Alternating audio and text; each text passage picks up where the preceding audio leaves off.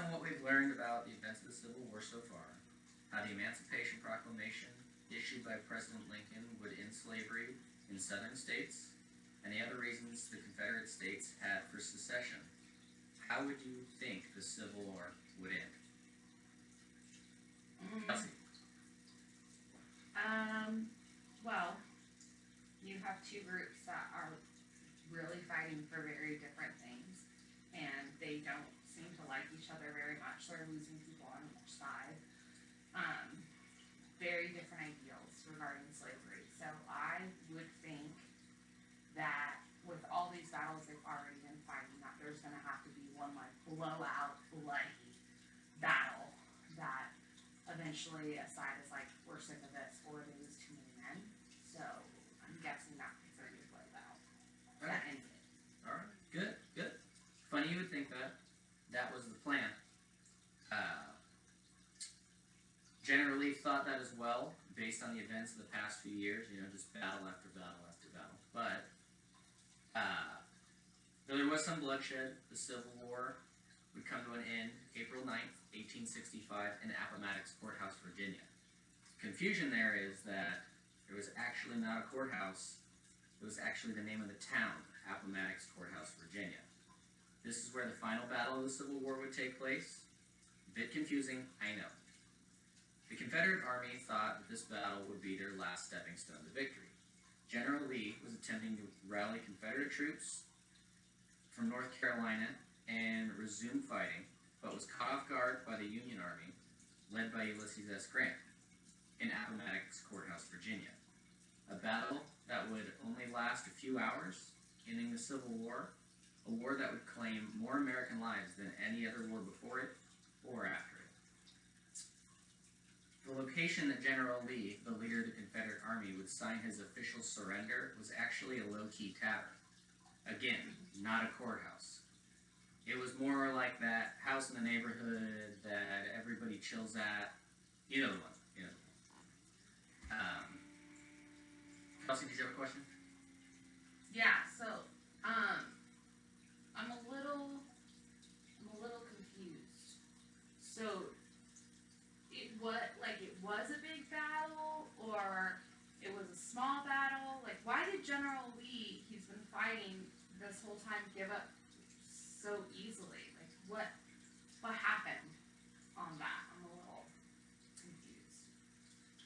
Yeah, so the Union Army, led by Grant, was able to cut off all of the rest of the Confederate groups that were supposed to meet, that were going to be a large enough army to defeat the Union Army. But Grant was able to separate those off to where he converged on the forces of the Confederate Army, leaving them outgunned, forcing General Lee into a surrender. And General Lee said that he would rather die 1,000 deaths than to surrender, but he knew he had to. There was just no way of him winning after that battle. So he surrendered because basically his troops weren't really there. Like, he was alone in the city or with a few of them, but they were expecting this whole other battle somewhere else. So when Ulysses S. Grant shows up, he's surprised, right? He's not ready. He doesn't have anything, like all his armies, all his soldiers. He has soldiers, he has weapons, he has an army, but he doesn't have a large enough army to fight off what Ulysses S. Grant brought to the game. Right. He just wasn't ready. He wasn't prepared, and he knew at that point he'd been vested. He was done. Okay, so any more questions? So who is General Lee? Who is Robert E. Lee? He is the main dude for the Confederate. He's the one who was surprised. Correct. Robert E. Lee is the general for the Confederate Army. And he is the one that had to surrender. Who is Ulysses S. Grant? I like to think of him as kind of a good guy, because he's like fighting for the end of slavery, right? Him and his forces are, and right. He's the one who came after, not Grant, Lee. Correct. And surprised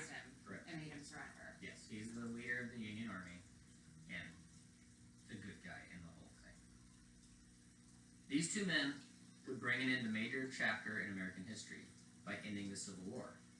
The events of the Civil War would show that united this country would stand and divided this country would fall. The next step of this is I would like you to get into your groups and discuss the end of the Civil War and what it would mean for the country as it goes into Reconstruction. With this discussion, I would like you to brainstorm a list and write down at least 5 ways the country would be different and how it would affect the future of the United States. Each group will be given a laptop to research information based on the Reconstruction after the Civil War. I would like you to bring your lists tomorrow where you will be working with other groups making graphic organizers or diagrams that explain the repercussions of the Civil War.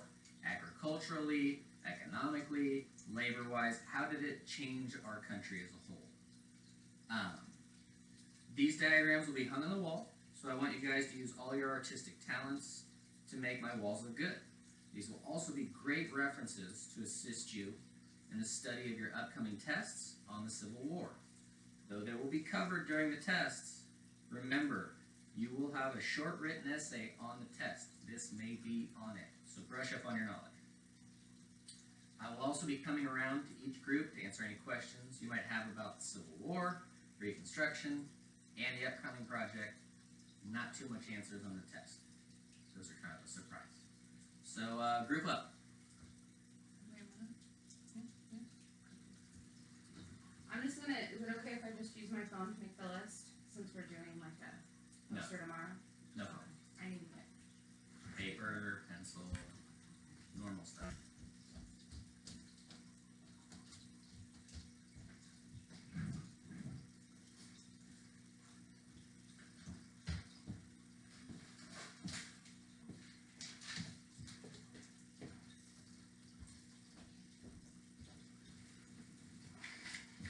So, Mr. Dabney, when you were talking about economic kind of issues after the war, I couldn't help but think, and we were thinking, that, I mean, you have all these people that rely on slavery to make their, I don't know, I guess their businesses work to make a living.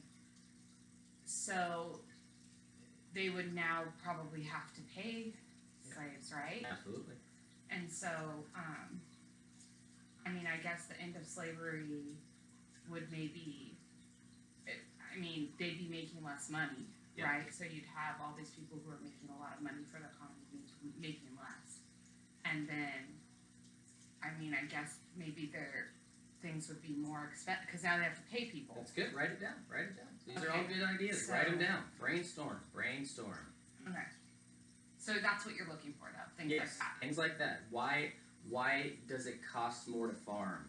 Why does it cost more to produce goods? Why does it cost more to eat? Because now you have to pay people that you didn't have to pay before. Everything snowballs. You want to write down all those ideas and then turn those into a larger idea. Make sure you know, why does farming cost more? Because you have to pay people to farm now. You can't just own somebody to pay for farming. Right. That's what the whole war was about. Okay.